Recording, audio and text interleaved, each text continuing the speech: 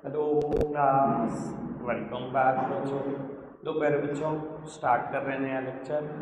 अब वो हमने लास्ट लेक्चर में डेमोग्राफिक फैक्टर पे इंडिया, पाकिस्तान और चाइना को कंपेयर कर लिया है।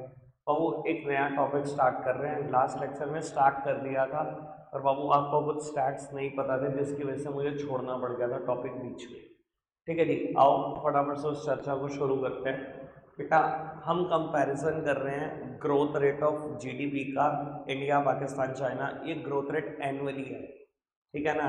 हर साल कितना ग्रो कर रही थी बेटा इंडिया, पाकिस्तान और चाइना। कंपैरिजन कर रहे हैं पहले हम पिछले 10 सालों का 1980s टू 90s, और फिर अगले 3 सालों का 2015 से 17। ठीक है जी। बाबू, इंडिया का ग्रोथ रेट एवरेज 10 सालों में 5.7%। हर साल जीडीपी 5.7% से ग्रो करा 80s टू 90s में। 15-17 में ये बढ़कर 7.3 हो गया। आज भी इतना ही रहता है। आज भी बता देता हूँ, 7% पिछले 5 सालों से हमारा ग्रोथ चल ही रहा है। ठीक है जी। बाबू, अगर मैं बात करूँ चाइना की, तो चाइना शायद एक लौती ऐसी कंट्री होगी जिसने double digit growth rate maintain किया है एवरेजली 10 सालों तक। भाई, डबल डिजिट ग्रोथ रेट होना मजाक बात नहीं है। पर उसके बाद बेटा थोड़ी सी इकोनॉमी इनकी भी स्लो पड़ गई है। 6.8 ही आया growth rate. Pakistan 80s to 90s थोड़ा सा ठीक परफॉर्म करा, और उसके बाद और रफ हो गया और खराब हो गया 5.3%। अब वो सबके अलग अलग कारण है। मैंने आपको बताया ही था कि एनालिसिस में 6 पॉइंट आपको जरूर मेंशन करने हैं। एक बात मैं इससे करूंगा, एक बात इससे, एक बात इससे, एक बात इससे, एक बात इससे और एक बात इससे। 6 बातें लिखनी ही लिखनी है, तब जाके आपका एनालिसिस कंप्लीट होता है। अब बाबू, जानना आपसे चाहता हूँ क्या क्या बताना चाहोगे। मैंने 3 बातें तो आपसे कर भी दी थी बेटा। सबसे पहली बात, इंडिया पिछले 10 सालों में ग्रोथ रेट कितना रहा है? 5.7%। मैंने लॉजिक दिया था, क्यों ऐसा क्यों। बाबू, इंडिया ने प्राइवेटाइजेशन करा, मतलब पूरा एलपीजी लाया 1991 में। स्पेशली बात कर रहा हूँ प्राइवेटाइजेशन की। हमने प्राइवेटाइजेशन कब करा? 1991। बाबू, इन 10 सालों में every industry is controlled by the public sector. सब कुछ सरकार कंट्रोल कर रही थी। सारी एंटरप्राइजेस में सिर्फ सरकार नजर आती थी आपको। बाबू, and the worker of the public sector lack enthusiasm to work. उनकी नीयत नहीं है बेटा काम करने की। आपको पता है ना बेटा, 90s के आसपास हमने कितने फ्रॉड देखे हैं। 90s टू 2000 में हमने बहुत फ्रॉड देखे हैं। सब पब्लिक सेक्टर में ही हुए हैं बेटा। वहाँ के वर्कर की नीयत नहीं है काम करने की बेटा, तो इस वजह से वो ग्रोथ भी दिखाई नहीं दे रही थी। जहाँ आपका एंथुसियाज्म नहीं है काम करने का, वहाँ वो ग्रोथ भी नहीं है। और बेटा 15 टू 17 आपने इतनी बड़ी ग्रोथ कैसे अचीव कर ली? इतना बड़ा डिफरेंस कैसे आ गया? क्योंकि बेटा आफ्टर इफेक्ट दिखने शुरू हो गए एलपीजी के। 1991 में एलपीजी आई, पर उसके रियल इफेक्ट तो हमें बेटा 2014 के बाद ही दिखे हैं। बाबू, जो हम ग्लोबलाइजेशन करके आए हैं ना 1991 में, it is only for name सेक। तो जो ग्लोबलाइजेशन था सिर्फ वो नाम चारे का ग्लोबलाइजेशन था। यूपीए गवर्नमेंट तो वैसे भी बेटा डंडा पूरा टाइट। मना भी किसी को नहीं करना, कह भी देना ग्लोबलाइजेशन कर दिया, और आने भी किसी कंपनी को नहीं देना इंडिया में। उसकी जान निकाल के रखनी है। उसको रेड टेपेस में दिखाने, उसको रेड कारपेट कभी दिखाई नहीं हमने। बाद में बाबू मोदी गवर्नमेंट बनने के बाद उन्होंने ही बेटा हर देश में घूम घूम के हर कंपनी को पता नहीं कैसे कैसे कहा है कि हम आपके ऊपर से सारी फॉर्मेलिटी हटाएंगे, आप आओ तो सही, इंडिया गुड्स तो बनाओ। उसके बाद हमने एक के बाद एक अच्छी कंपनी को इंडिया में आते हुए देखा। चाहे वो एप्पल की बात हो, चाहे वो ब्लैकबेरी की बात हो, और भी किसी कंपनी की बात हो। ठीक है बेटा, समझ में आई बात? कोई दिक्कत तो नहीं, दोनों बातें क्लियर है। आगे बढ़ाते हैं बेटा। China is able to maintain the double digit growth rate during 80s to 90s। कारण, चाइना न्यू इकोनॉमिक पॉलिसी, मतलब इकोनॉमिक रिफॉर्म ले आया था 1978 में ही। यानी कि बेटा 80s से भी 2 साल पहले। तो अब वो चाइना को बहुत जल्दी उसके आफ्टर इफेक्ट नजर आ गए। ठीक है ना। और उन्होंने double digit growth rate maintain करा थ्रू आउट 10 ईयर्स। ठीक है। लेकिन बाबू 15 और 17, मतलब इन 3 सालों में उनकी इकोनॉमी इतनी स्लो कैसे हो गई? जो country double digit growth rate maintain कर रही थी इतना अर्ली, बाद में जाते जाते तो और बढ़िया करना चाहिए था। खराब क्या हो गया यार? इनके साथ भी ना लगभग कुछ सिचुएशन वही हुई है जो हमारे साथ हुई है। बाबू हमारी भी स्किल्ड वर्कफोर्स बहुत जल्दी माइग्रेट करती है इंडिया से, ठीक है ना, in the greed of higher salary भागती है ना, इंडिया से भी स्किल्ड वर्कफोर्स बहुत भागती है ना। अगर हम देखें बेटा, नासा में आधे से ज़्यादा साइंटिस्ट बाबू इंडियंस है, आधे से ज़्यादा बड़े बड़े डॉक्टर्स देख लो अमेरिका में बाबू, किसके पार्ट है, इंडिया के पार्ट है, इंडिया से एजुकेटेड है। बड़े बड़े इंजीनियर उठाकर देख लो, इंडिया से एजुकेटेड है बाबू। हमारी स्किल्ड वर्कफोर्स भागती है बेटा in the wake of high salary. Same way China के साथ भी सेम हुआ। इवन बाबू 15 to 70s में चाइना में बहुत सारा करप्शन भी दिखाई दिया, बहुत सारा करप्शन। अभी मैं कुछ टाइम पहले की बात बता रहा हूँ, शायद इसी टाइम पीरियड की बात होगी, 17 के आसपास की। अब वो एक मेयर के घर रेड पड़ी। अब आप समझ सकते हो एक मेयर की वर्क इंडिया में तो खैर कोई खास होती नहीं, उसके घर से इतना पैसा मिला शायद इंडिया की सबसे बड़ी रेड में भी नहीं मिला होगा। मतलब प्राइम मिनिस्टर और प्रेसिडेंट के घर से भी नहीं मिल सकता, अगर वो बड़े लालची रहे हों, बहुत फ्रॉड भी किए हों, जितना उनके यहाँ एक मेयर के घर से मिला। तो वो करप्शन भी बहुत ज़्यादा है चाइना में, तो करप्शन की वजह से भी परेशानी वहाँ पर बहुत हुई। स्किल्ड वर्कफोर्स माइग्रेट कर रही थी, ये दूसरी बड़ी परेशानी थी। तीसरी बड़ी परेशानी वो यूरोपियन कंट्रीज ने ना डिस्करेज करने शुरू कर दिए चाइनीज़ गुड को। जैसे कहीं ना कहीं हमने भी एक टाइम पर बॉयकॉट चाइना अभियान चलाए हैं, याद है आपको? एक टाइम पीरियड आज से शायद 5-7 साल पहले की बात रही होगी, शायद व्हाट्सएप पे हर कोई बॉयकॉट चाइना कर रहा था। तो अब यूरोपियन कंट्रीज ने भी ऐसा किया है, ठीक है ना। अब वो इंडिया तो खैर एक लौता देश है, अगर हम करते भी, खैर हमने किया नहीं, हमने सिर्फ बोला बॉयकॉट चाइना, अगर हम करते भी शायद चाइना को इतना अफेक्ट ना कर पाते। पर बाबू यूरोपियन कंट्रीज, वो 27-28 देश हैं, यूरोपियन यूनियन, सबने मुझसे पढ़ा है, EU इसी चैप्टर में पढ़ा है ना सर।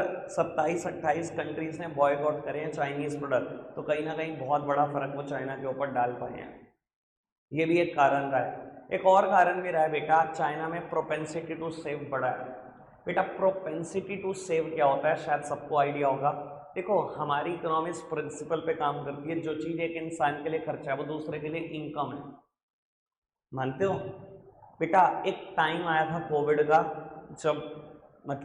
जब हम इकोनॉमिक्स पढ़ाते हैं तो हम शायद इकोनॉमी के बेसिक बिहेवियर को भी जानते हैं। तो मुझे लग रहा था यार कैसे चलेगी इकोनॉमी, खैर हम तो बहुत छोटी हस्ती हैं, हम कोई इकोनॉमिस्ट तो है नहीं, पर मुझे फील हो रहा था यार इकोनॉमी चलेगी कैसे।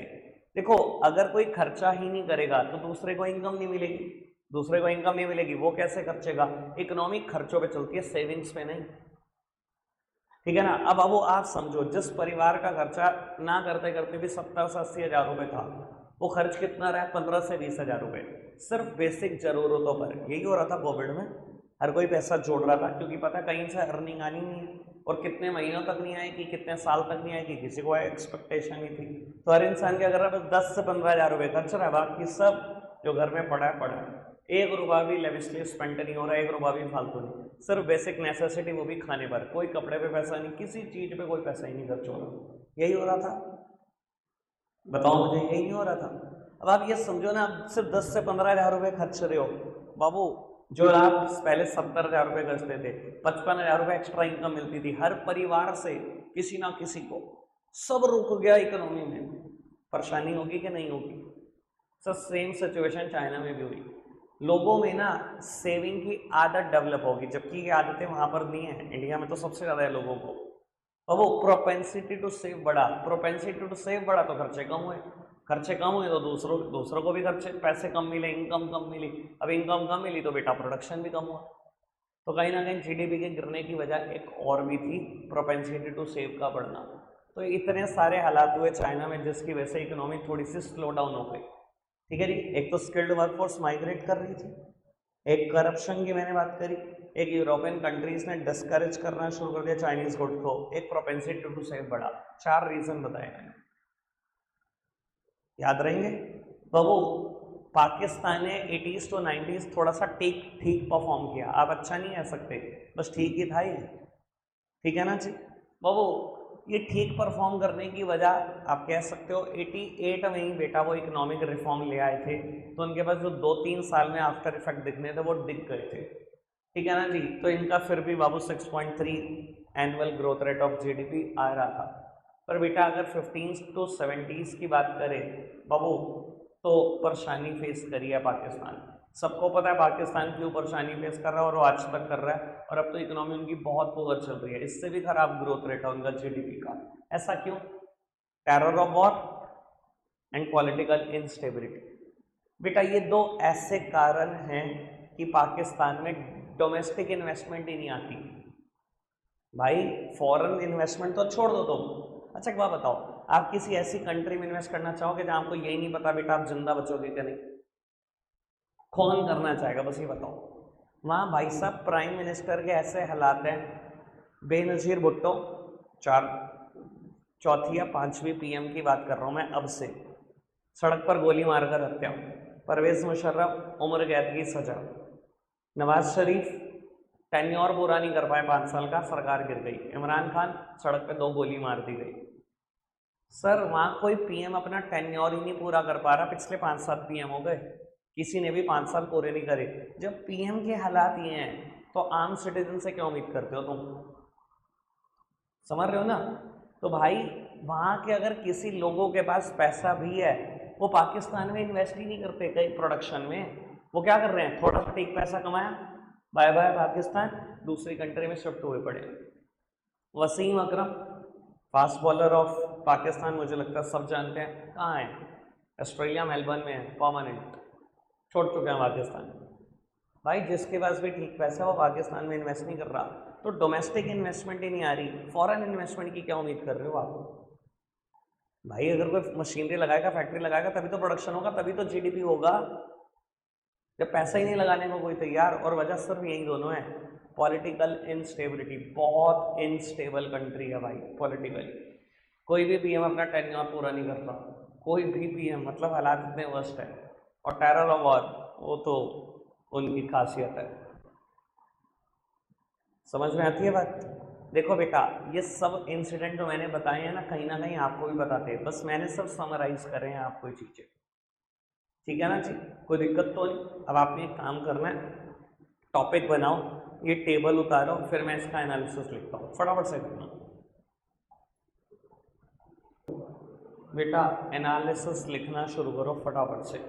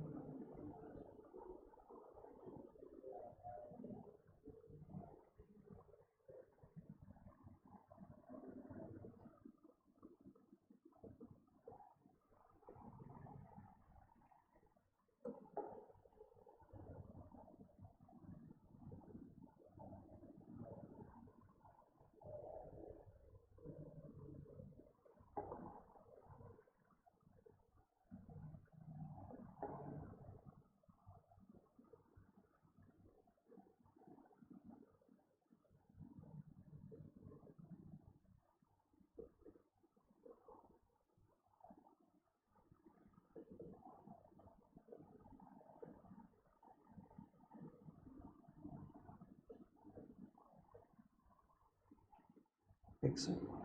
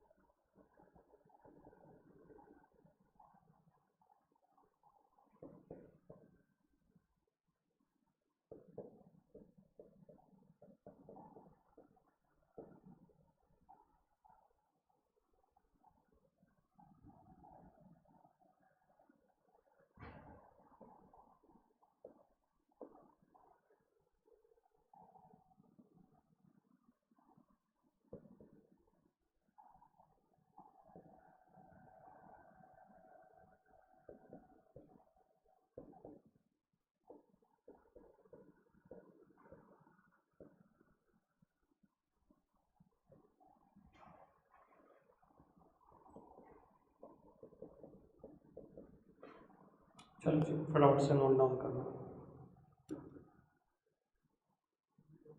बाबू। एक और टॉपिक स्टार्ट करेंगे, थोड़ा सा एनालिसिस करके जाएंगे, बाकी एनालिसिस कल और एक्सप्लेनेशन कल। बेटा मैं कुछ भी एक्सप्लेनेशन आपको एनसीईआरटी से नहीं पढ़ा रहा हूँ सिंस लास्ट 3 टॉपिक। ना तो मैंने डेमोग्राफिक फैक्टर को बहुत इंपॉर्टेंस दी इनकी एक्सप्लेनेशन की, ना ही मैंने annual growth rate of GDP की को इंपॉर्टेंस दी है इनके, ना ही बेटा मैं इस टॉपिक को इंपॉर्टेंस दूंगा। बस स्टैट्स मैं यूज़ कर रहा हूँ, मुझे पता है इनकी एक्सप्लेनेशन बहुत रफ है, ठीक है ना जी। कुछ नंबर मिलेगा, सीधा सीधा सा सब यही लिख देते हैं। मान लो कि मैंने जैसे annual growth rate of Pakistan लिखा है, इनकी एक्सप्लेनेशन भी यही कहती है, annual growth rate of GDP in Pakistan during 80s to 90s is 6.3%, that's it. ये इनकी एक्सप्लेनेशन है, कोई नंबर नहीं देगा इस एक्सप्लेनेशन पर, ठीक है जी। आओ प्यारे बच्चों इसकी चर्चा करते हैं, बहुत इंपॉर्टेंट टॉपिक है, बहुत इंपॉर्टेंट, ठीक है। पेपर में आने के चांसेस बड़े ब्राइट हैं इसके। बाबू मैं बात कर रहा हूँ sectoral share of employment and GVA. GVA जिन्होंने वैल्यू एडेड मेथड पढ़ा है उन्हें पता है, जीवीए बेटा जीडीपी के बराबर ही है, यानी कि जीडीपी की बात चल रही है इन 80 to 90।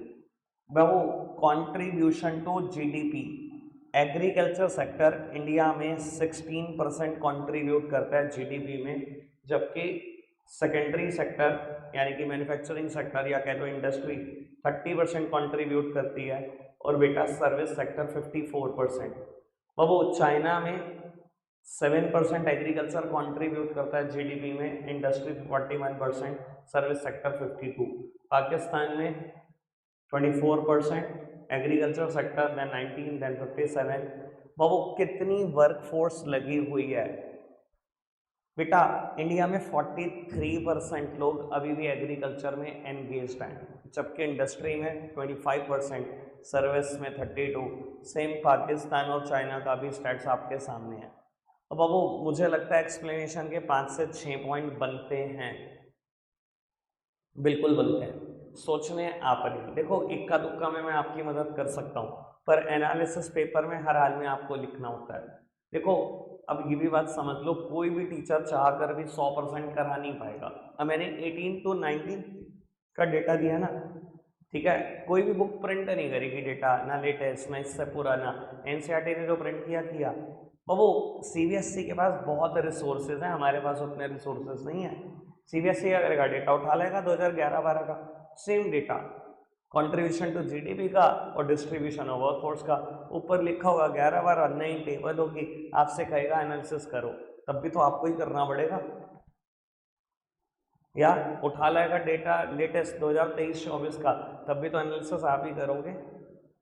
तो आफ्टर ऑल एनालिसिस करना तो आपने ही सीखना है, मैं सिर्फ हाथ पकड़ सकता हूँ आपका, ठीक है जी। अब वो मेरा मानना है 3 पॉइंट इधर से ही बनाओ और 3 पॉइंट इधर से बनाओ, ठीक है जी। सोचने का समय मैं दे रहा हूँ सबको, 1 मिनट पूरा, ठीक है ना जी। उसके बाद मैं चाहूँगा एक एक 2-2 पॉइंट टूटे फूटे कुछ तो बताओ। प्रकाश भाई 1 सेकंड पोज कर दो, इनको 1 मिनट दो।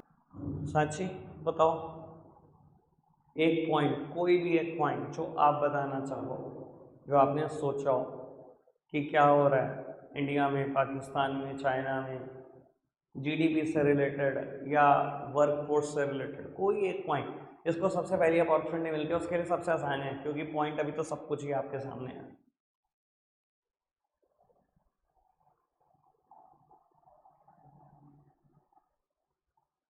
कुछ भी नहीं, कोई बताना चाहता है एक भी पॉइंट, कोई भी बच्चा। हाँ करण साहब।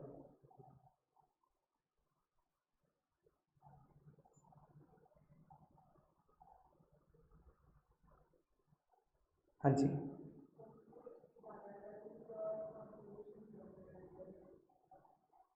परफेक्ट, पहला पॉइंट बिल्कुल परफेक्ट है, अगर लिखना चाहो लिख सकते हो।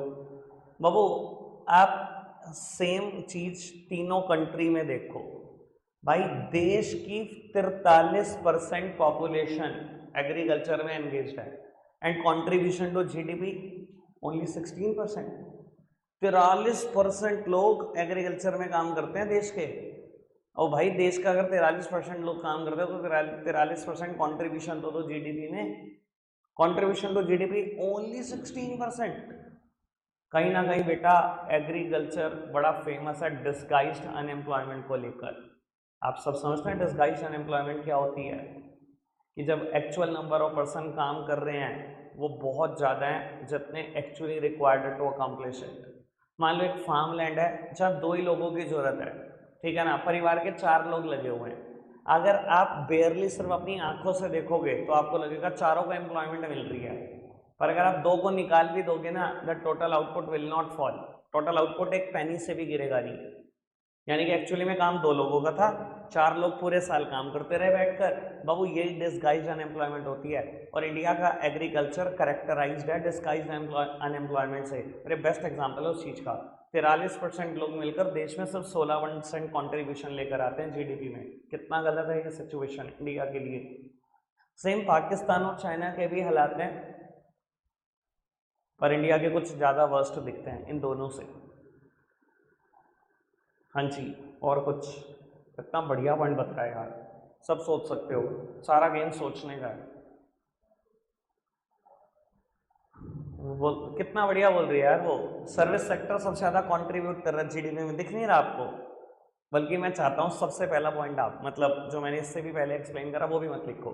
सबसे पहले आप पता है क्या लिखोगे? All the 3 countries shows structural transformation. सबसे पहली लाइन ये लिखनी है कि तीनों की तीनों कंट्रियां कहीं ना कहीं स्ट्रक्चरल ट्रांसफॉर्मेशन दिखा चुकी हैं। Now agriculture is not more a principal contributor to GDP. Agriculture अब कोई प्रिंसिपल कॉन्ट्रीब्यूटर नहीं है जीडीपी में, तीनों कंट्री में कहीं नहीं है। Principal contributor is industrial sector, sorry service sector, मतलब टर्शरी सेक्टर। दिखाई दे रहा है ना? तीनों की तीनों कंट्रियां स्ट्रक्चरली ट्रांसफॉर्म हो गई है ना। पहले तीनों कंट्रियों में agriculture is the principal contributor to GDP, अब तीनों में से किसी भी कंट्री में नहीं बचा एग्रीकल्चर, ठीक है ना बाबू। इंडिया और पाकिस्तान की अगर मैं बात करूँ ना, इन्होंने ज़्यादा रिलाय करा है अपने सर्विस सेक्टर पे, जबकि अगर आप चाइना को देखोगे ना, उसने रिलाय जरूर करा अपने सर्विस सेक्टर पर वो लगभग इक्वली रिलाय करता है अपने सेकेंडरी सेक्टर पर भी। और उसका ये एक्सपीरियंस दुनिया की मोस्ट डेवलप्ड कंट्रीज से आता है। ये बात मैंने इंट्रोडक्शन से बोलनी शुरू करी है, मैं आज भी बोल रहा हूँ ये बात। बाबू चाइना ने डेवलप्ड कंट्रीज का एक्सपीरियंस यूज करा है। उसने जितनी भी डेवलप्ड कंट्रीज हुई हैं सबको स्टडी किया, और उसने देखा वो डेवलप इसलिए हुई क्योंकि उनका फोकस सिर्फ और सिर्फ उनका इंडस्ट्रियल सेक्टर था। आज तक जिस भी देश ने अपने इंडस्ट्रियल सेक्टर को फोकस किया वो बहुत जल्दी डेवलप्ड हुआ है, तो चाइना ने वही एक्सपीरियंस यूज करा। समझ में आती है बात? देखो इंडिया और पाकिस्तान की कहानी ये है कि इंडिया ने ना पहले फोकस सिर्फ इस पे किया, एग्रीकल्चर पे, उसके बाद सीधा शिफ्ट हो गया सर्विस पे। सेम पाकिस्तान ने कभी ना कभी फोकस किया एग्रीकल्चर पे हद से ज़्यादा, और सीधा शिफ्ट हो गया टर्शरी सेक्टर पे। सर इंडिया और पाकिस्तान दोनों ना अपने सेकेंडरी सेक्टर को खा गए हैं। एग्रीकल्चर को इंपॉर्टेंस दी हद से ज़्यादा दी, उसके बाद सर्विस सेक्टर को इंपॉर्टेंस दी हद से ज़्यादा दी, कभी एम्फोसिस ही नहीं किया बेटा अपने इंडस्ट्रियल सेक्टर पर। तो यही एक रीज़न है इंडिया और पाकिस्तान कभी डेवलप्ड हो नहीं पाए, ये बहुत बड़ा कारण है। मैंने 3 पॉइंट बनाए हैं यहीं से, 3 इस पे भी बनते हैं, जिसमें से एक तो आयुषी वाली बात है, ठीक है ना। देखो मैं पहला पॉइंट क्या लिखोगे? तीनों कंट्री ने स्ट्रक्चरल ट्रांसफॉर्मेशन शो किया। Now the agriculture is not more a principal contributor to GDP. पहली बात समझ में। दूसरी बात, बाबू India and Pakistan both rely on the service sector, but China also rely on the equally rely on the secondary sector too, मतलब industrial sector too. This experience of China is come from the most developed countries. China ने सबसे developed countries का experience use किया है। 2 point हो गए। तीसरा point, India ने क्या किया बेटा? एग्रीकल्चर के बाद सीधा शिफ्ट किया है, इंडिया ने भी और पाकिस्तान ने भी एग्रीकल्चर का सीधा शिफ्ट किया सर्विस सेक्टर पे। हमने कभी एम्फेसिस देने की कोशिश ही नहीं करी अपने इंडस्ट्रियल सेक्टर को। 3 पॉइंट बनते हैं यहाँ से। फिर चौथा पॉइंट जो आयुषी पहले ही बोल चुकी है, ठीक है ना, कि भाई जब आप इतने % लोग एंगेज हो, आप जीडीपी में तो कंट्रीब्यूट कुछ कर भी नहीं पा रहे यार। और मैंने वजह बता दी, इसकी मेन वजह क्या है? डिस्गाइज्ड अनएम्प्लॉयमेंट, ठीक है ना। एक बात और बोलूं बाबू, आपने क्या करा? एम्प्लॉयमेंट आउटसाइड आपने जीडीपी तो एग्रीकल्चर के बाहर ढूंढना शुरू कर दिया, दिखाई दे रहा है। जीडीपी तो अब एग्रीकल्चर के बाहर से ही आ रहा है और बहुत बड़ा पोर्शन आ रहा है। पर क्या आप एम्प्लॉयमेंट ढूंढ पाए आउटसाइड एग्रीकल्चर? नौकरियां नहीं ढूंढ पाया। आपकी वर्कफोर्स स्टक हो गई है एग्रीकल्चर में। देख लो इंडिया के हालात कितने वर्स्ट हैं, पाकिस्तान के हालात कितने वर्स्ट हैं। भाई पॉपुलेशन निकलने का नाम ही नहीं लेती है एग्रीकल्चर से बाहर। चाहे कुछ ना कमा रहे हो, अटकी पड़ी है, स्टक हो गई है बिल्कुल। दिख रहा है ना, आउटपुट तो आउटसाइड एग्रीकल्चर बहुत सारा जनरेट हो रहा है भाई। 84% आउटपुट जनरेट हो रहा है आउटसाइड एग्रीकल्चर। 84% एम्प्लॉयमेंट भी है क्या आउटसाइड एग्रीकल्चर? सिर्फ 57%। जॉब्स नहीं है। पता है हम किस तरफ जा रहे हैं? जॉबलेस ग्रोथ प्रोसेस की तरफ, जहां ग्रोथ तो है, जॉब नहीं है। लेकिन जीडीपी तो बढ़ रहा है, जॉब्स नहीं बढ़ रही। कुएं में जा रहे हैं, निकलना नहीं चाहते लोग, कुएं के मेंढक बन के बैठे हुए हैं। बस एक जगह पे बैठ गए तो स्टक हैं हम। ठीक है, आऊँगा कल दोबारा रिपीट करूँगा इसको, फिर लिखना शुरू करूँगा। रखते आज के लिए इतना ही है प्यारे बच्चों, बाय बाय।